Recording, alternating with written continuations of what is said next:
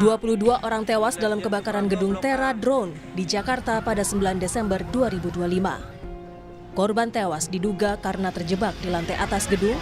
Mereka tak dapat menyelamatkan diri karena satu-satunya pintu keluar tertutup asap tebal. Kakak salah satu korban meninggal menceritakan, korban sempat mengirimkan pesan kepada keluarga karena terjebak dalam kebakaran. Keluarga berharap jenazah Ervina bisa segera teridentifikasi agar dapat dimakamkan. Kita kan ada grup rumah ya keluarga. Terus saya sih belum buka video yang dia kirimin gitu. Apaan sih? Aku cuma nanya itu doang tuh di grup gitu.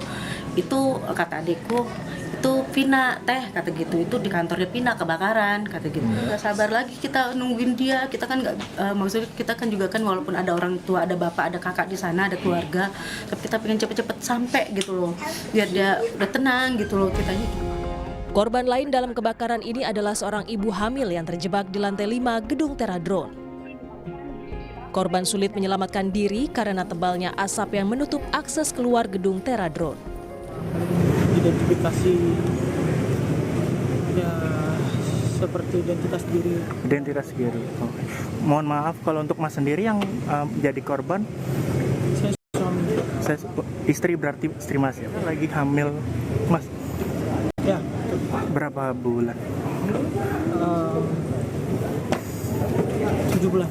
Udah 7 bulan. Polisi masih menyelidiki dugaan unsur kelalaian dalam peristiwa kebakaran gedung Terra Drone.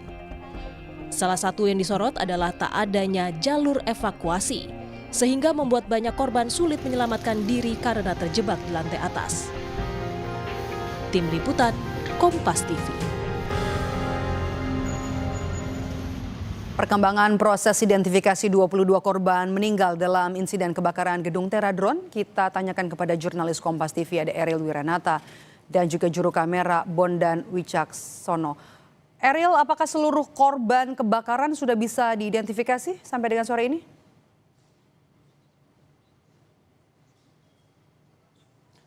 Ya, Maidop dan saudara, bahwa hari ini sudah 10 korban yang diidentifikasi oleh RS Polri Kramat Jati, yang dimana juga ini data terakhir pada siang hari, dan dari RS Polri pun mengatakan ini akan terus dilakukan identifikasi hingga sore hari. Dan selain itu juga bahwa dari 22 jenazah yang diidentifikasi tersebut diantaranya adalah 15 orang perempuan dan 7 orang laki-laki, yang dimana memang pada hari sebelumnya diidentifikasi sebanyak 3 dan pada hari ini sebanyak 7, yang sehingga di hari ini total ada 10 yang sudah diidentifikasi hingga siang hari tadi. Dan nantinya kita akan tunggu terkait dengan identifikasi secara menyeluruh pada hari ini. Dan memang bahwa dari identifikasi ini dilakukan pelibatan identifikasi terhadap gabungan ahli dari Bidokas Polri, kemudian juga ada Polda Metro Jaya, kemudian juga ada RSCM, hingga Fakultas Kedokteran Universitas Indonesia untuk melakukan identifikasi dengan sebaik-baiknya.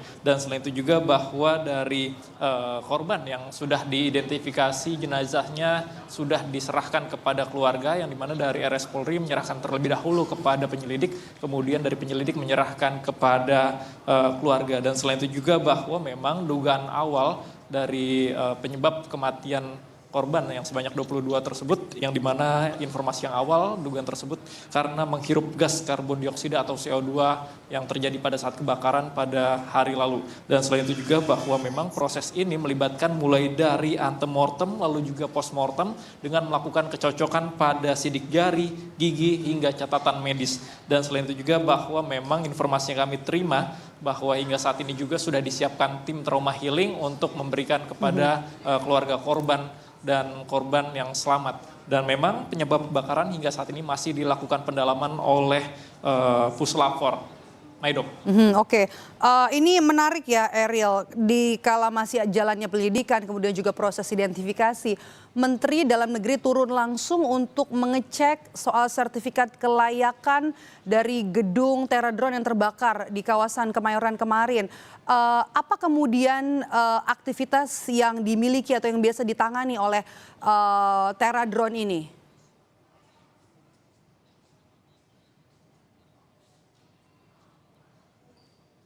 Ya, Medok dan saudara, bahwa memang hingga saat ini dari polisi pun masih melakukan pendalaman yang dimana dilakukan pendalaman oleh Puslapfor terkait dengan penyebab dari kebakaran yang terjadi pada hari lalu, yang terjadi pada siang hari, yang dimana memang menyebabkan bahwa sebanyak 22 korban yang dimana hingga saat ini masih dilakukan identifikasi secara mendalam terhadap 12 korban, karena memang hingga saat ini sudah berhasil sebanyak 10 korban diidentifikasi, dan nantinya memang dari polisi akan terus melakukan pendalaman terkait dengan Puslapfor terkait dengan penyebab dari kebakaran yang terjadi di gedung Teradron tersebut. Maidop. Baik, terima kasih jurnalis Kompas TV Ariel Wiranata dan juga juru kamera Bondan Wicaksono melaporkan langsung dari Rumah Sakit Polri Kramat Jati. Saudara, Barreskrim Polri resmi menaikkan temuan kayu gelondongan dalam peristiwa banjir di Tapanuli Selatan ke tahap penyidikan. Penyidik tengah menelusuri kemungkinan adanya tindak pidana di balik bencana tersebut, termasuk dugaan kelalaian hingga keterlibatan korporasi.